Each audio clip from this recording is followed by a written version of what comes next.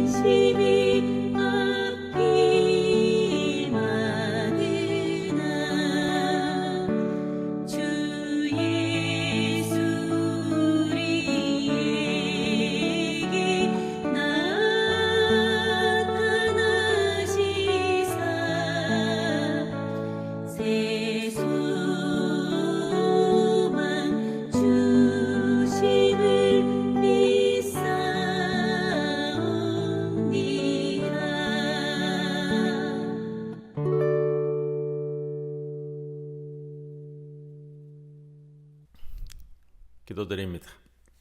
주님, 우리가 가치 있는 삶을 사는 분별력을 주시옵소서. 감정의 기복이 없게 하시고 위기에 흔들리지 않는 평정심을 갖게 하소서. 높이지 않으며 떠벌리지 않으며 앞세우지 않으며 다투지 않으며 얕보지 않으며 굽히지 않으며 숨길 것 없으며 말할 것 없으며 미랄처럼 썩는 아픔과 기쁨을 누리고자 오직 이름 없이 살게 하옵소서. 살려고 길을 쓰지 말게 하시고 남을 복되게 하는 기쁨을 누리게 하옵소서. 말씀을 묵상하며 겸손하게 살게 하옵소서. 예수님의 이름으로 기도드리옵나이다. 아멘. 찬송가 377장 함께 찬송드립니다.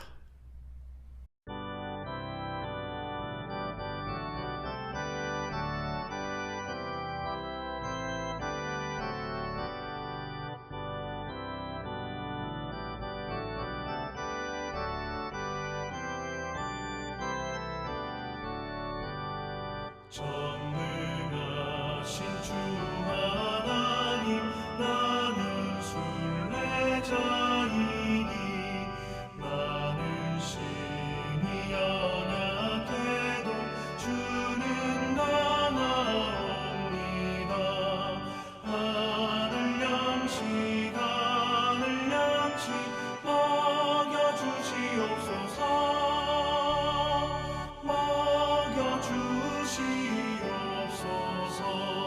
수정 같은 생명수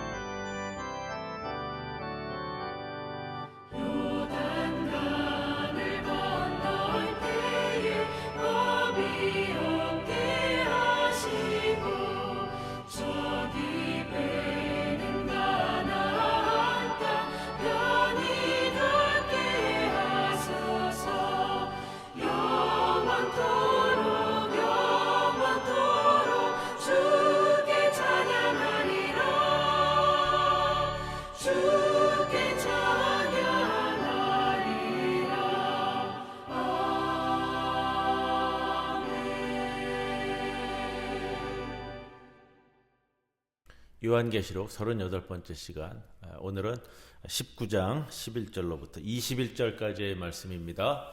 봉독하고 말씀 나누도록 합니다. 또 내가 하늘이 열린 것을 보니 보라, 백마와 그것을 탄 자가 있으니 그 이름은 충신과 진실이라. 그가 공의로 심판하며 싸우더라. 그 눈은 불꽃 같고 그 머리에는 많은 관들이 있고 또 이름 쓴 것 하나가 있으니 자기밖에 아는 자가 없고 또 그가 피 뿌린 옷을 입었는데 그 이름은 하나님의 말씀이라 칭하더라. 하늘에 있는 군대들이 희고 깨끗한 세마포 옷을 입고 백마를 타고 그를 따르더라. 그의 입에서 예리한 검이 나오니 그것으로 만국을 치겠고 친히 그들을 철장으로 다스리며 또 친히 하나님 곧 전능하신 이의 맹렬한 진노의 포도주 틀을 밟겠고 그 옷과 그 다리에 이름을 쓴 것이 있으니 만왕의 왕이요 만주의 주라 하였더라.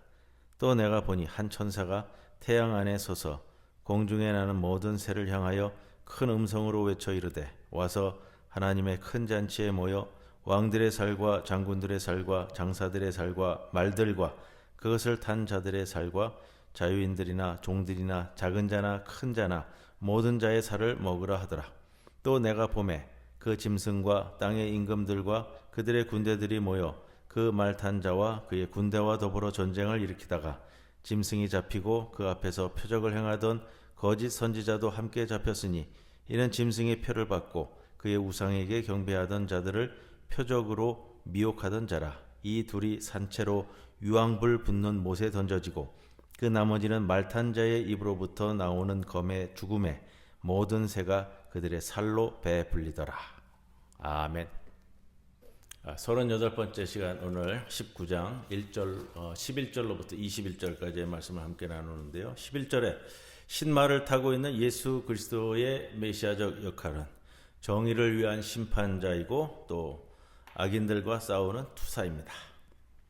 내가 하늘이 열린 것을 보니 보라, 백마와 그것을 탄 자가 있으니 그 이름은 충신과 진실이라. 그가 공의로 심판하며 싸우더라. 이 11절 말씀인데요. 여기서 심판하다라는 것은 약자를 위해서 정의를 실현하는 것을 말한다라고 지난 수요일에도 우리가 말씀을 나눴고요. 신말을 타고 있는 자의 이름은 충신과 진실이다. 우리가 이제 예수 그리스도의 메시아적 역할로 이야기를 하면서 신말 탄 자. 자, 3장 14절에도 예수님은 자기 자신을 충성되고 참된 증인 이렇게 불렀습니다. 또 12절에서 이름 쓴 것 하나가 있으니 자기밖에 아는 자가 없다라고 하는데 2장 17절에서 또 신도를 줄 터인데 그들 위해 새 이름을 기록한 것이 있나니 받는 자 밖에는 그 이름을 알 사람이 없느니라 라고 기술된 것과 같습니다. 또 12절 말씀, 그 눈은 불꽃 같고 라는 표현이 나오는데 1장 14절에 묘사된 인자 같은 이의 눈과 동일합니다. 그리고 이제 관 이야기가 나오는데 관은 이제 왕관과 같은 관을 얘기하는 겁니다. 왕의 권력을 상징하는데 그 머리에는 많은 관들이 있다. 이건 천상의 예수 그리스도가 로마 제국의 지상의 황제보다 훨씬 더 큰 권세를 가지고 있다는 것을 이제 상징적으로 표현하는 단어고요. 자, 피 뿌린 옷이 무엇이냐? 이거는 조금 우리가 짚고 가야 될 표현입니다. 피 뿌린 옷은 예수께서 이 갈보리 언덕에서 십자가 처형을 당할 때 흘린 자신의 피가 묻은 그 옷을 이야기하는 표현입니다. 예.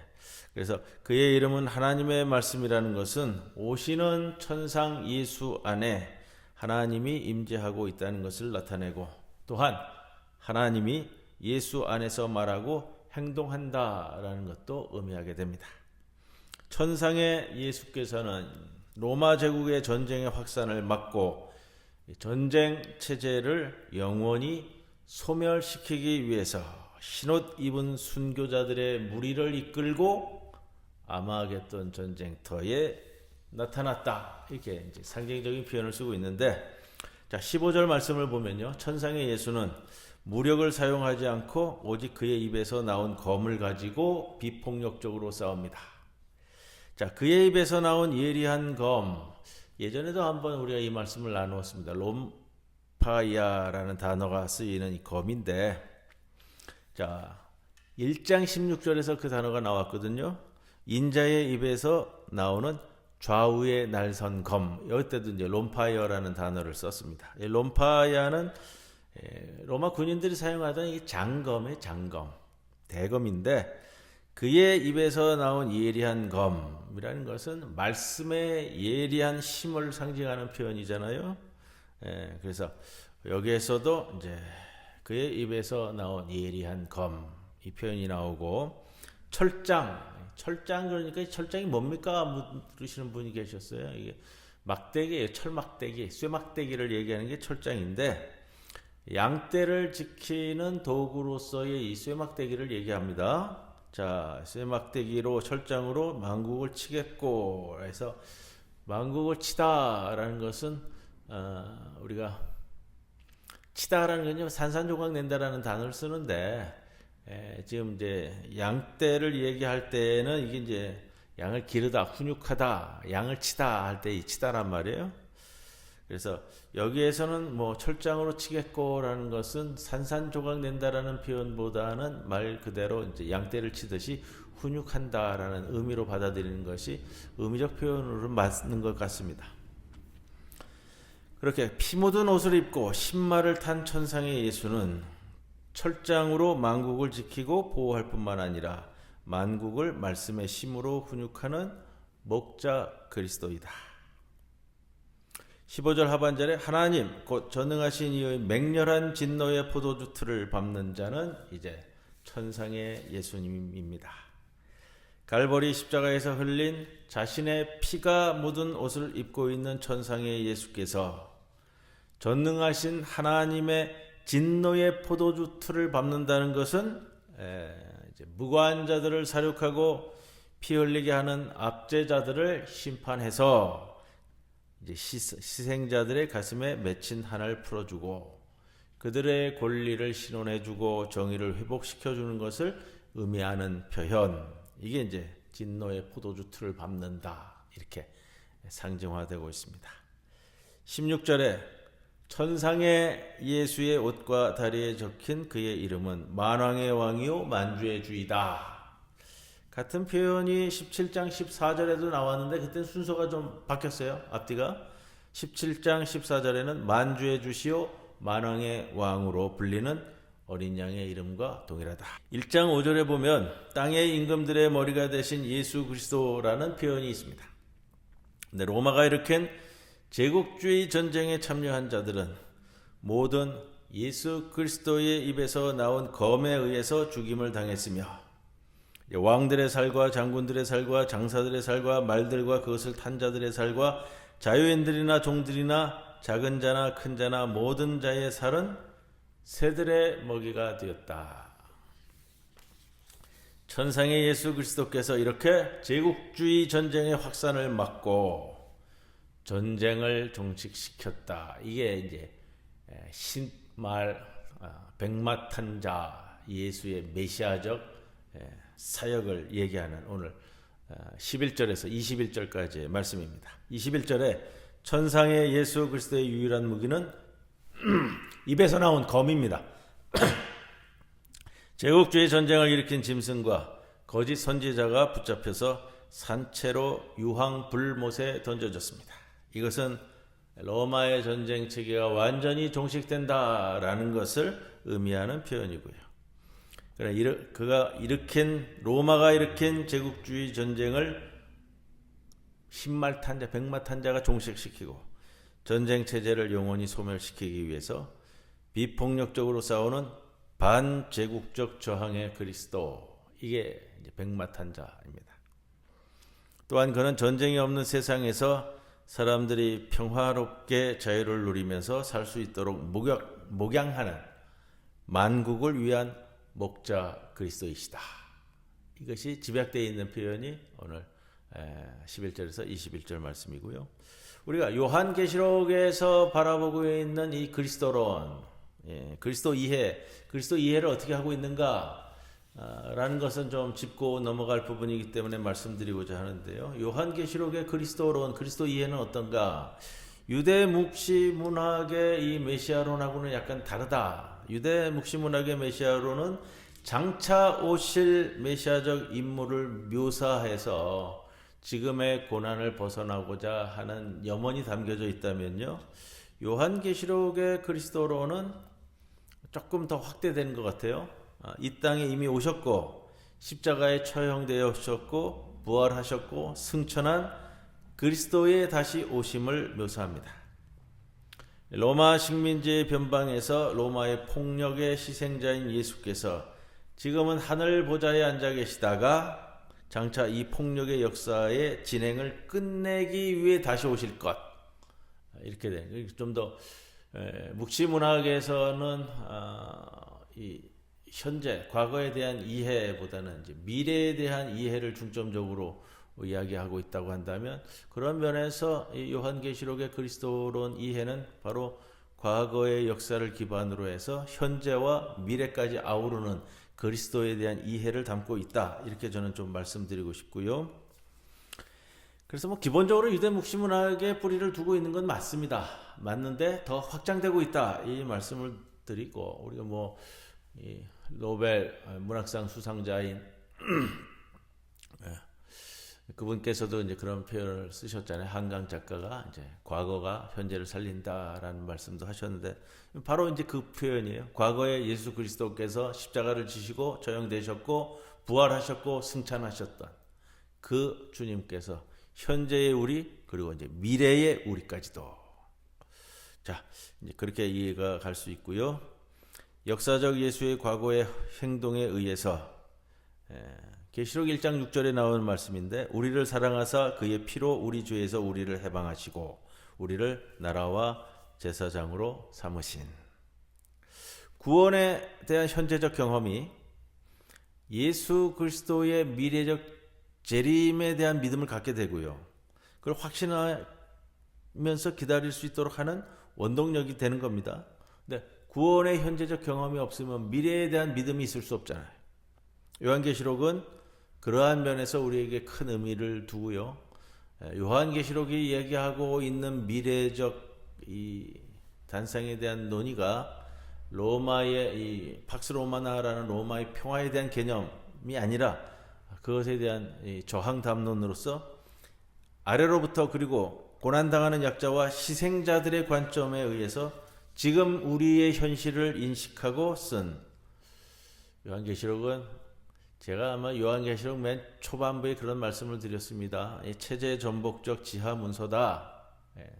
체제 전복적인 내용을 담고 있기 때문에, 그리고 우리가 얘기할, 그렇기 때문에 이제 지하 문서가 되는 것이기도 하고요. 그렇기 때문에 상징적인 표현, 의미론적 표현을 많이 담고 있다. 그 상징적인 것들을 이제 해석해 나가야 되는데, 그거를 그 시대의 역사적인 배경 하에서 1차적으로 해석해 내야 되는 거고요. 그리고 2차적으로는 우리가 사는 이 삶에 있어서의 그때의 그 역사적인 상황을 빗대어서 지금의 우리의 역사를 바라볼 수 있어야 된다, 이 말씀을 좀 드립니다. 우리의 현실 인식이 어떻게 되어야 되느냐라는 것이 요한계시록에서 이야기하는 메시아론, 그리스도에 대한 이해, 이것과 밀접한 연관이 있다고 말씀을 드리고요. 예수님을 도살당한 어린 양으로 묘사하지만 동시에 그 어린 양을 유다 족속에서 나온 사자, 즉 힘 있는 승리의 묘사로, 메시아로 묘사합니다. 이게 이제 딜레마이자 역설이기도 하는 거예요. 십자가에서 죽은, 피 흘려 죽은 어린 양인데 이 세상에서 가장 강력한 능력을 지닌 자가 되는 것. 요한계시록의 그리스도 이해는 로마 폭력의 희생자인 예수의 무력함의 힘을 증명하고, 무고한 약자들의 생명을 파괴하고 피학살자들의 시체들을 밟고 넘어간 압제자들이, 그러한 압제자들이 결코 이 역사에서 최종 승리자가 될 수 없다라는 것을 우리들에게 선언하는 표현이기도 하고요. 그런 관점에서 우리가 살아가는 지금 이 나라, 이 사회의 모습을 본다면 동일한 관점에서 우리가 볼 수 있다라는 거예요. 무고한 약자들의 생명을 파괴하고 약자들을 억압하고 착취하고 약탈했던 이들이 결코 이 세상에서 최종의 승리자가 될 수 없다라는 것을 우리에게 선언해 주시는 말씀. 그래서 요한계시록의 그리스도론적 양식들은 로마 제국주의에 대한 저항적인 맥락에서 반제국적 비폭력 저항의 그리스도 이해로 수렴되는 겁니다. 이러한 요한계시록의 그리스도 이해는 그렇기 때문에 지금 살아있는 이 자들에게 과거의 로마 제국의 폭력의 희생자들을 기억하고 죽은 자들과 연대해서 그들이 이루지 못한 꿈과 희망을 되찾아서 그것을 이루기 위해서 그들과 함께, 그렇다면 로마 제국주의의 불의에 저항하고 싸우는 윤리적인 행동을 요구하는 것, 이게 2000년 전 로마에서만 해당되는 게 아니고요. 지금 우리 이 사회에서도 한국 일제강점기 때 가까이 있었는, 그 다음에 제주 4.3 민주항쟁을 통해서 또 4.19, 5.18 부마 가까이 촛불혁명까지 했어요. 불의에 저항하고 싸우는 윤리적 행동을 우리들에게 요한계시록 저자는 요구하고 있다. 오늘 제국주의적 얼굴은, 세상적으로 볼 때의 제국주의적 얼굴은 신자유주의 세계화의 상황에서 약자들을 억압하고 착취하는 자본과 시장 제국의 이 상황, 이런 상황에서 그리스도를 따르는 그리스도인들의 구체적인 윤리적 행동은 무엇이냐? 인간이 인간에게 착취당하는 것을 막기 위한 경제 정의를 세우려는 투쟁에서, 인간이 인간에게 정치적으로 억압받는 것을 막는 인권과 자유를 위한 투쟁에서, 인간이 인간에게 문화적으로 소외당하는 것을 막는 인간의 연대성을 통한 투쟁에서, 그리고 자연이 인간으로 산업적 파괴를 당하는 것을 막는 자연과의 생태학적 평화를 얻으려는 투쟁에서 확인해 갈 수 있는 것이고, 그러한 윤리적인 투쟁을 우리들에게 요구한다. 이게 요한계시록을 읽는 독자에게 2025년 우리에게 요구하는 주님의 메시지이다. 이 말씀을 드리고 말씀을 마치려고 합니다. 자, 다음 주부터 2주간 제가 안식주간을 갖습니다. 2주간 안식주간 동안은 요한계시록 강해를 좀 쉬고요. 6월 달에 다시 만나 뵙도록 하겠습니다. 378장 찬송 드립니다.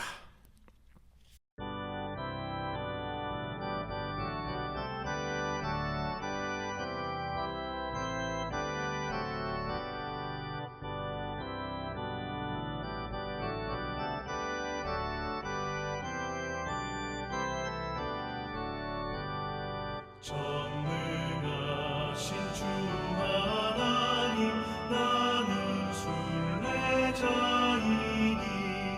나는 심히 연약해도 주는 나나옵니다. 하늘 양식 먹여주시옵소서.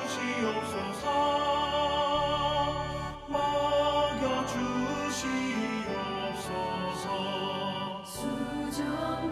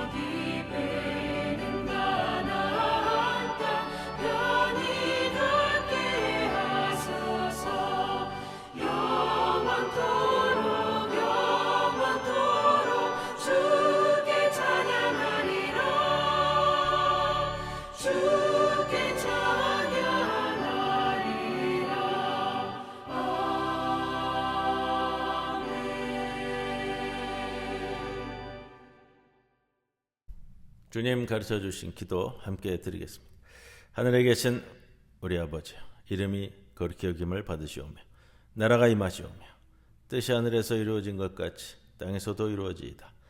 오늘 우리에게 일용할 양식을 주시옵고 우리가 우리에게 죄 지은 자를 사하여 준 것 같이 우리 죄를 사하여 주시옵고 우리를 시험에 들게 하지 마시옵고 다만 악에서 구하시옵소서. 나라와 권세와 영광이 아버지께 영원히 있사옵나이다. 아멘.